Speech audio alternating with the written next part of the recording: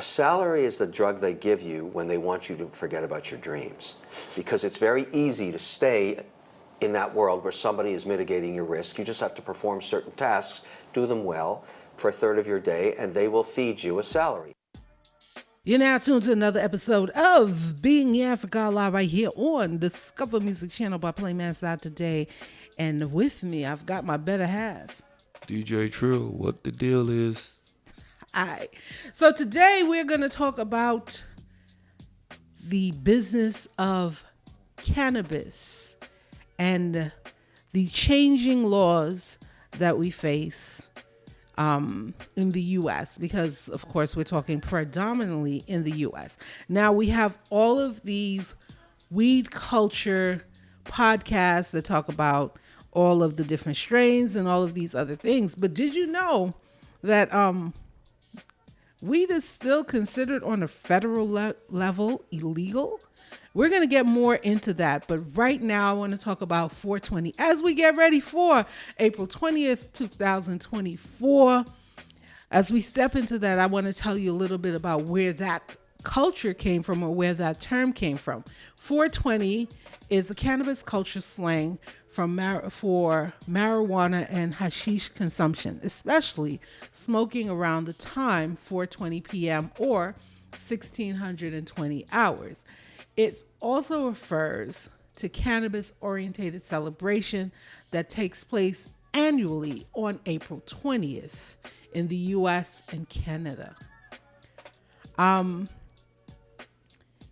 The origins. In 1971, 5 high school students in San Rafael, California, used the term 420 in connection to a plan to search for an abandoned cannabis crop based on a treasure map made by the grower, calling themselves the Waldos because their typical hangout spot was a wall outside of the school. So they were called the Waldos. Okay. The 5 students, Steve, Dave, Jeffrey, Larry, and Mark, designated the Louis Pasteur statue on the grounds of San Rafael High School as their meeting place and 4:20 p.m.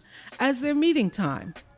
The Waldos referred to the plan with the phrase 420 Louis after several failed attempts to find the crop. The group eventually shortened the phrase to 420, which ultimately evolved into a code word for teens to refer to consuming cannabis. Now, the term 420 was popularized by High Times in a polarized story that was published. The first High Times mention of 420 smoking and 420 holiday appeared May 1991, which attributed to the origin of the term to a police code. This and other origin stories became common. The connection to the Waldos appeared in December 1998. Hager attributed the early spread of the phrase to the Grateful Dead after the Waldos remix became a roadie for the Grateful Dead's bassist Phil Lesh and called for 4:20 p.m. to be socially accepted as a time of the day to consume cannabis. Another San Rafael group claimed to have originated the term before the Waldos. However,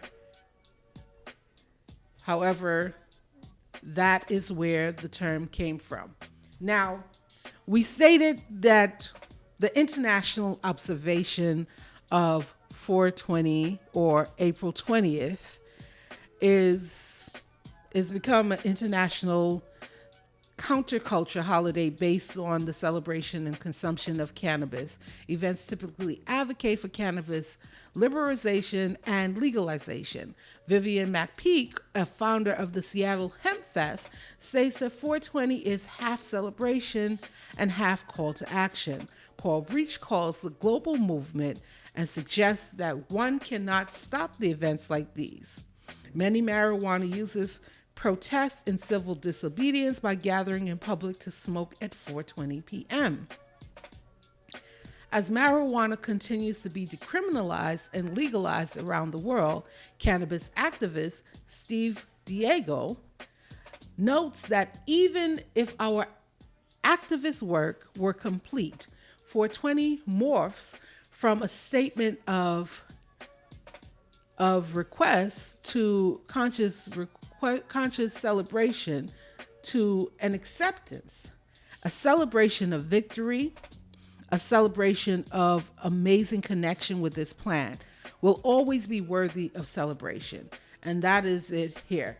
So now, Trill, I want you to talk about the legalization in North America and some of the concerns that people may have when it comes to cannabis use in their states, because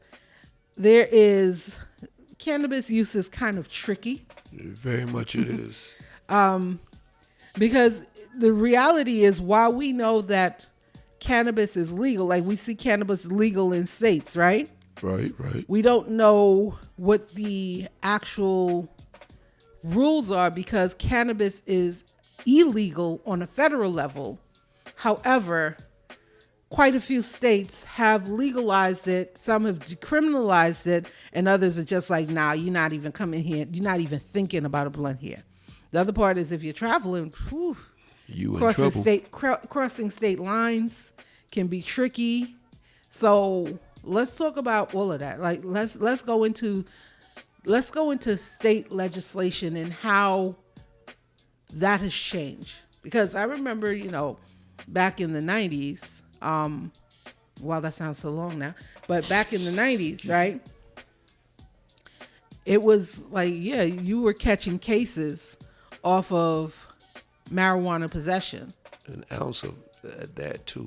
Right. Not a whole lot. You was catching the whole case off of that. All right, let's start off in Florida. What we at right now. If you have a marijuana medical card, you cannot have a concealed weapon license. But now that Dum Dum got rid of the concealed weapon license, that's kind of tricky. So let's look at these state laws here for Florida. All right, Florida is a mixed state. The Florida Supreme Court, in a 5-2 decision, has decided that a cannabis legalization ballot initiative will go before voters in the November 2024 election. The legalization campaign, Smart and Safe Florida, collected over 900,000 votes, valid signatures, in the allotted time, more than enough to qualify for the ballot. If passed, the initiative, which is an amendment to Florida Constitution, will go into effect 6 months later. It will allow operating medical cannabis dispensaries to sell cannabis to adults over the age of 21, adults 21 plus to possess 1 ounce of cannabis flower and 5 grams of concentrated, and the legalization to issue more licenses if they so choose. Florida is one of the only 19 states that continues to impose jail time. Oh, wow. For simple possession of cannabis. Wow, okay. So in the United States, cannabis is legal in 38 of the 50 states for medical use and 24 states for recreational use. Right. At the federal level, cannabis is classified as a Schedule I drug under the Controlled Substance Act, determined to have a high potential for abuse and no accepted medical use, prohibiting its use for any purpose. Despite the prohibition, federal law is generally not enforced against the possession, cultivation, or interstate in transit state distribution of cannabis in states where such activities have been legalized. The medical use of cannabis is legal with a medical recommendation in 38 states. 4 out of 5 permanently inhabited U.S. territories and the Federal District of Columbia. 10 other states have laws that limit the psychoactive component, THC, for the purpose of allowing access to products rich in CBD, a non-intoxicating component of cannabis. All right, so 42,153 people were arrested for misdemeanors Shit. on cannabis possession in Florida in 2017. 42,000 people. Okay. That's crazy, ain't it? Yeah, but another 7 states have decriminalized its use. Commercial distribution has been legalized in all jurisdictions where possession has been legalized, except for Virginia and D.C. Personal cultivation and recreational use is allowed in all of these jurisdictions except for Delaware, Illinois, New Jersey, and Washington, D.C. Oh, wow. Cannabinoid drugs, which have received approval from the Food and Drug Administration, or FDA, for prescription use. What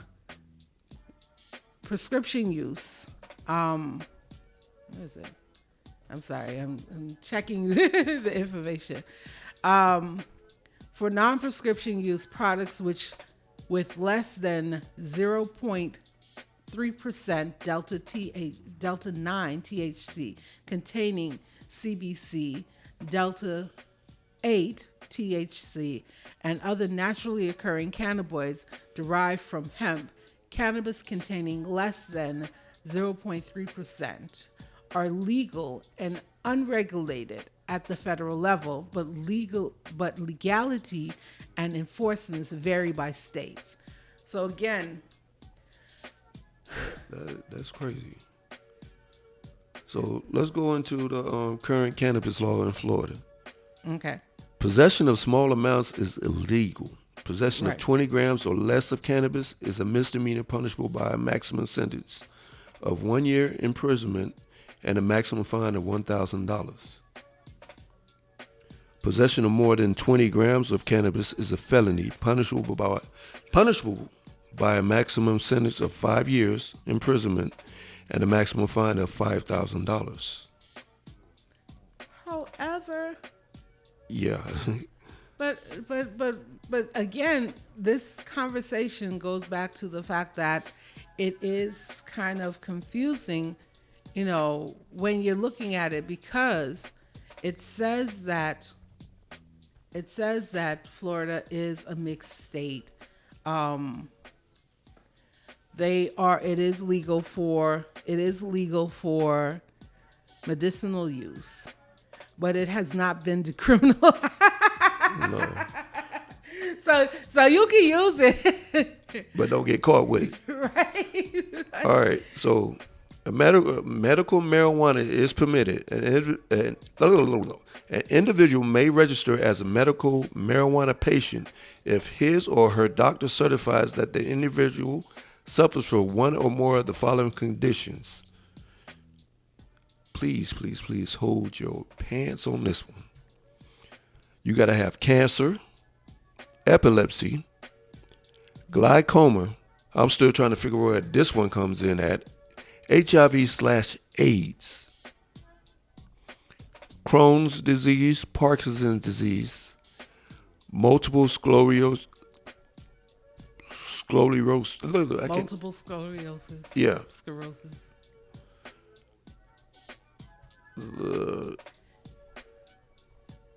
ALS, post-traumatic stress disorder. There you go. I need it for post-traumatic stress disorder. Everybody need it for that. Being black in America is traumatic. and chronic non-malagenic pain caused by qualifying medical condition or that originates from a qualifying medical condition and proceeds beyond the usual course of that qualifying medical condition. Okay. To get your card, you got to be a permanent seasonal resident of Florida. Okay. And you got to enter into the medical marijuana registry. You know, anything that requires me being tracked, I'm good on. Like I ain't into that though. I just ain't into that. So we know that we understand that in 38 of the states it is legal for medicinal use, and 24 is legal for recreational use. The problem then arises, right? Right. When you are attempting to make people aware of your dispensaries. One of the biggest problems that growers have had or dispensaries have had, while the product is legal in the states that they operate, it's hard for them to get banking because it's illegal on the federal level. So a lot of them are cash heavy, which again causes another type of concern. And they're often targeted. Additionally, they're taxed heavily. Yes. Now, let's see, America, the government, and They want theirs up top. they not giving you nothing. They not legalizing nothing if they can't figure out. Listen, if they could have figured out how they could make money off of crack cocaine, they would have been selling that. We would have been having little crack cocaine bottles inside Walmart. Not inside Walmart. They would have had a crack dispensary. Yeah, but you would be able to get it in Walmart and the gas station. True. Because, I mean, shoes, tobacco, they had Coke and Coca-Cola. They had. I said had. I said past. Keyword. Yeah. Had. But they were more lenient. They were more lenient with drugs. It was like, hey, everybody is selling. But I said that to say that the taxation on those products, and you said it's a whopping 71%. Yeah, 70%.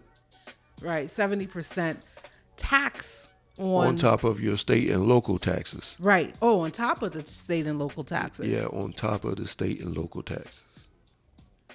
So you're getting taxed 3 times, not 2, 3. So now you wonder why, your dimes are smaller than they used to be. Your nickels shoes. That's why they went to the. Your nickels is dust. That's why they went to the little brown paper bag, little small baggies. Mm-hmm. Cause they couldn't afford the plastic ones now. Well, like I said, I've never been interested in the consumption of it. My mother and father, they smoked, but special cigarettes. My mother called it Cuban incense.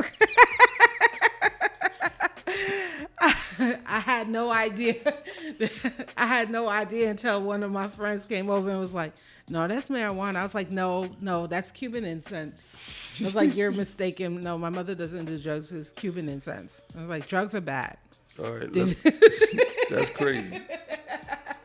Let's go to your state, Georgia, which is legal status mixed. Right. Medicinal CBD oil only. Decriminalized? No. Let's go to the state laws. Now, in Georgia, it is illegal. It's decriminalized in cities of Atlanta, Clarkston, Forest Park, Savannah, South Fulton, Statesboro, Incorporated Fulton County, Macon, and Bibby County. Other than that, yeah. It's illegal, but it's decriminalized, right? However, you can use it for medicinal purposes, and it has to be CBC oil, less than 5% THC. Cultivation is illegal. Misdemeanor possession of 1 ounce or less can be punished by a fine up to $1,000 or 12 months in jail. It's a felony for anyone to possess more than 1 ounce, manufacture, deliver, distribute, dispense, administer, purchase, sell, or possess with intent to distribute marijuana, and it is punishable by imprisonment for no less than 1 year or more than 10 years. Y'all bugging. Yeah, it is bugging. All right, so the first offense, possession for 1 ounce or less of cannabis, carries a maximum penalty of up to 1 year of imprisonment, and more than 40,000 Georgians are arrested every year for marijuana possession. Just for 1 ounce. Listen, You know how small 1 ounce is? I know how small an ounce is. And black Georgians are 3 times more likely than whites to be arrested for marijuana possession. Which is crazy. Crazy ain't the word. Oh my goodness. White people smoke plenty marijuana. Yep. They like robots. They like marijuana is like diesel for white folks. Dead ass. Like, marijuana run monster trucks. You know what I mean? But I'm still trying to figure out how you pull medical cannabis oil with up to 5% THC. So that means you're growing it and then trying to siphon out the THC out of it. Well, Why grow it? the whole point is that it's illegal. It's like so what are you importing it? And then again, transportation across state lines is also questionable. One of the biggest concerns, right? Again, and I go back to the business aspect of cannabis because like that's what I do. I believe in marketing, right? So if you have a product, how do you get people to know about it? Cannabis brands can't get billboards or TV commercials. They don't have radio commercials, and many traditional media advertising avenues off limits. Many social media platforms also have strict policies on paid advertising options in short supply, and visual depiction of the products are often a no-go. So how, as a dispensary, a grower, how do you get the word out? Is this only a subculture-based product? How do people find out about the places? I guess you got to go door to door or something like that. I got drip for sale. I That's what I'm got tea thinking. for sale. Okay. If you're a grower and I need you to listen to this one right here.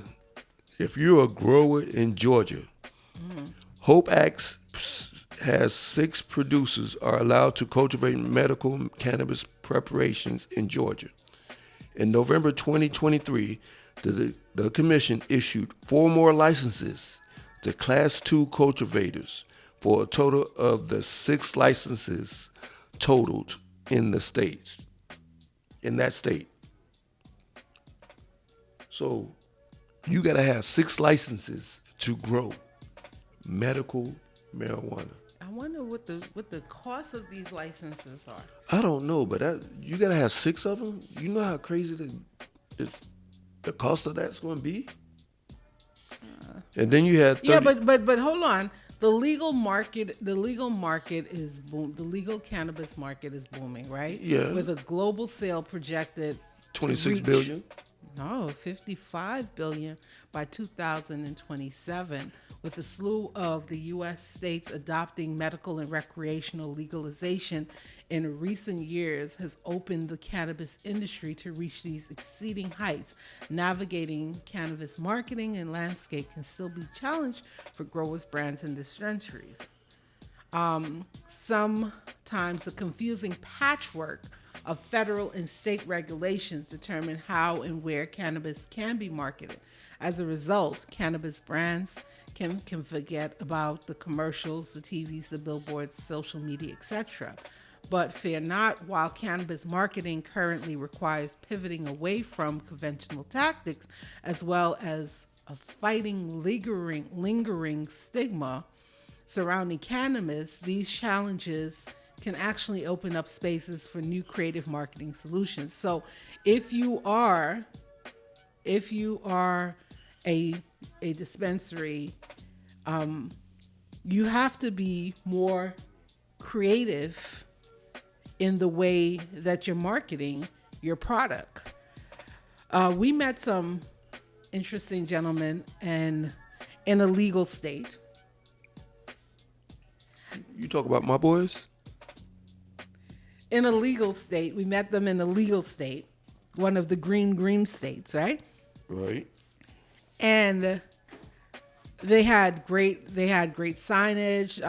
One of the things that they said that they do is they have booths at 420 friendly activities, because that's the only way. So basically they're doing grassroots marketing for the most part, right? Right. Because selling on the traditional platforms are tricky. Very much so. You cannot put it on Facebook, Instagram. Talk about you got drip for sale. But I give it to them. They do it. But which is why it now makes sense why the packaging is so colorful and appealing, because you have to get people's attention.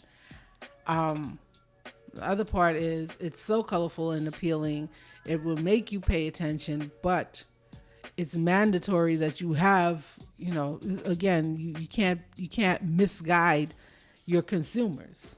Like, they need to know what they're purchasing. You can't put out a packaging saying soda and then, or it looks like soda, and then when you get it, it's like, oh, this is Not caramelized. so. This is caramelized THC or CBD. You know what I mean? Right. But So you definitely have to be very open about what it is that you're producing. that is. And I think that's where the problem lies. But that's real crazy though. Talking about my boys though. They packaging was real good. I'm not gonna lie. Right. So we've been talking about it in as much as we talk about the legal side of it, right? Mm-hmm. We have to talk about the culture of cannabis.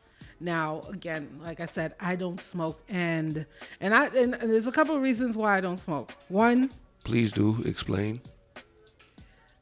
I don't believe in the money that I spend on this money that I would spend on marijuana or any type of recreational drug.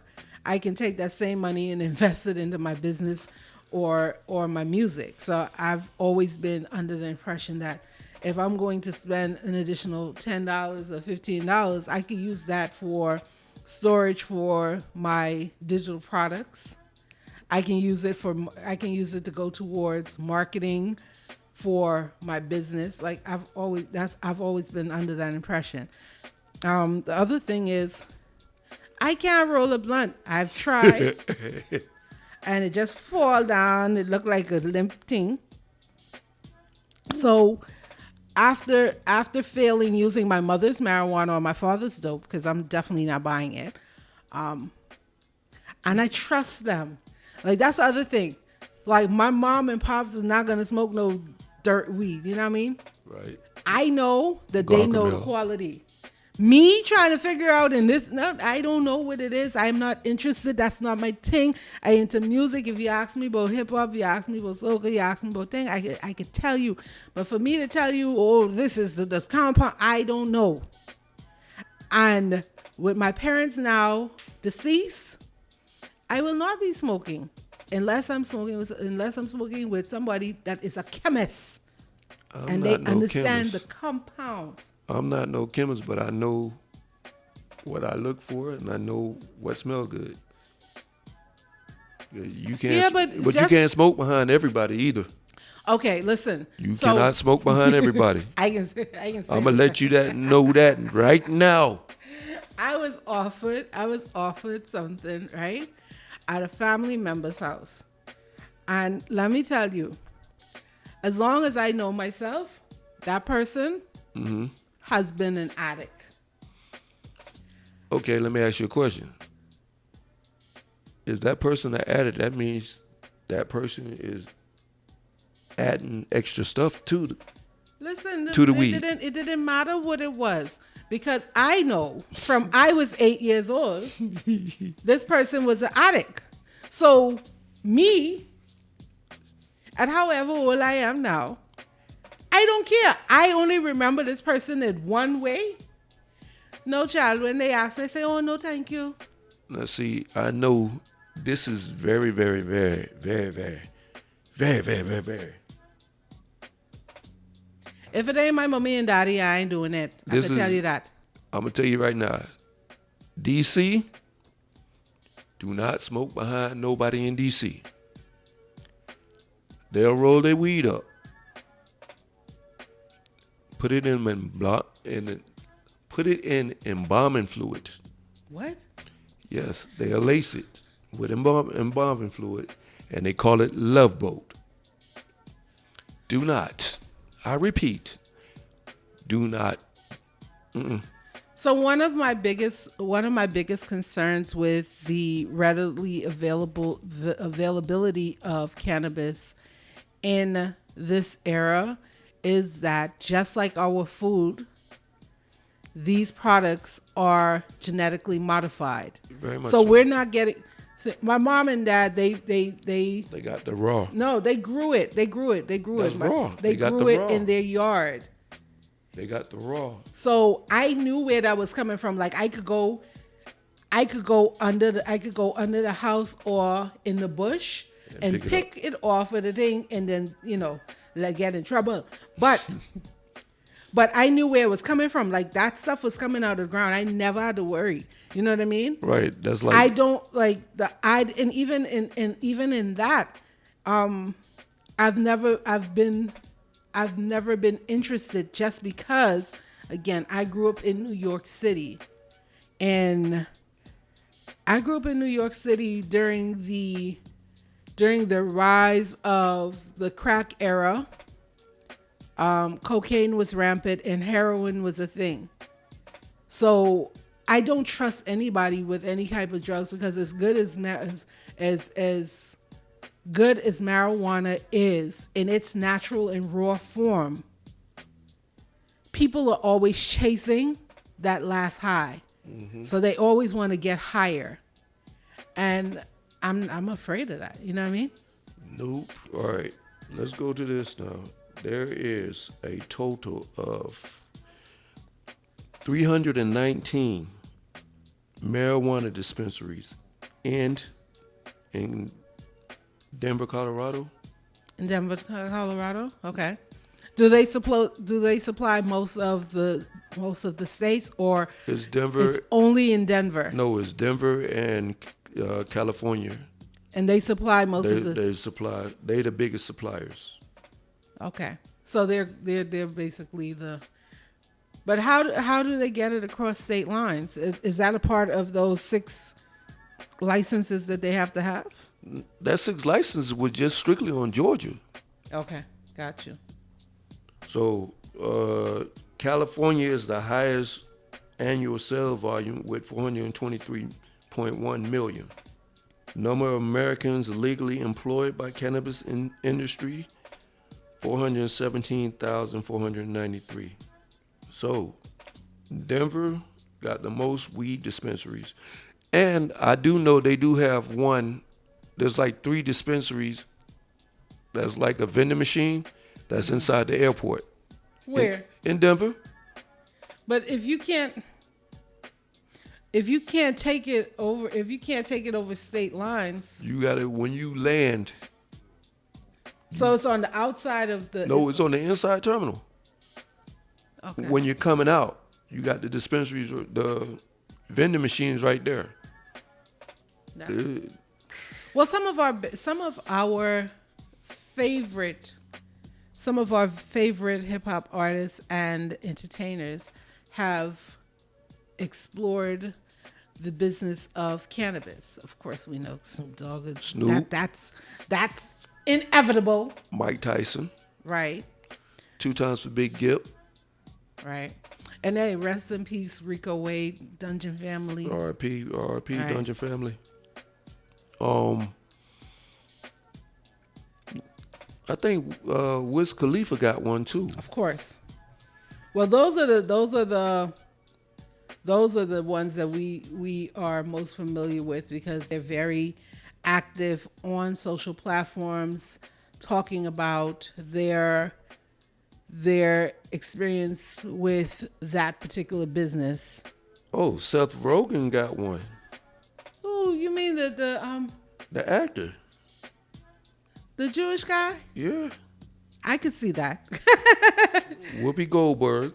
Whoopi? Wow, okay. Nelson, Willie Nelson. Willie Nelson. Oh. Oh, I forgot about Cheech and Chong. That's inevitable. Jimmy Belushi.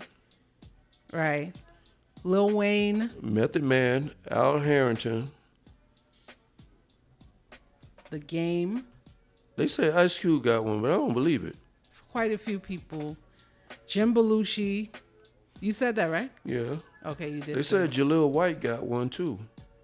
Word? Urkel? Yeah, Urkel. And your boy Raekwon, they said Raekwon got one too. Okay, that's what's up. So basically, the Game, Whoopi Goldberg. There's 18 black celebrities involved in cannabis. Woody Harrelson, Jay-Z, Kourtney Kardashian, John Legend, Gwyneth Paltrow, Be Real. Your girl Erykah Badu is part of the 18. Martha Stewart. I should have known Jay-Z had his hand in it. So Ricky Williams. 2 Chainz. These are the artists that have invested in the cannabis industry and invested in the cannabis industry in some form or another, whether they've gotten strains or they have dispensaries or they're working with particular brands with collaborations, right? Mm-hmm. But the industry, it's crazy because, I mean, really and truly, it ain't like we doing something new. A lot of time it ain't like I could see Seth Rogen having been one of those kids that used to be like, hey, I got a Tom bag in it. Like I can see that. You know what I mean? And so when I was looking at the names, like I could believe it. Like Whoopi, I know for sure in the 70s and the 60s, Whoopi was blazing it. So I could see her taking an investment in those things. I'm still tripping off Urkel. Well, he said the name of his brand is called Purple Urkel. I can see that. He definitely capitalized off of the name. Yeah, he did. But I can't. Your boy Isaiah Thomas is inside this too, and I can't picture him being a smoker. You don't have to be a smoker to sell cannabis. Yeah, but he's the CEO of One World Pharma. You don't have to be a smoker like my homegirl Tina P. She has a THC brand. Oh dang, I didn't know that. Yeah, and she has a THC brand and she doesn't smoke at all. Yeah, she got in when she fed in, huh? Yeah, so I don't blame her. If there's an opportunity to diversify your portfolio and it's something that is going to make a return on the investment, why not? 420, April 20th. Let us know what events you're popping up at, where you're going to be, how you're celebrating 420. And go ahead and check out the mixes and music that we have here on the network as we get ready to pass one All right. It's been Africa Allah. It's been good having this conversation. Again, if you are going to indulge, make sure that you know the laws in your state so that you can protect yourself legally. And be inside. Don't be outside. With that said, thank you and goodbye. Holla at y'all.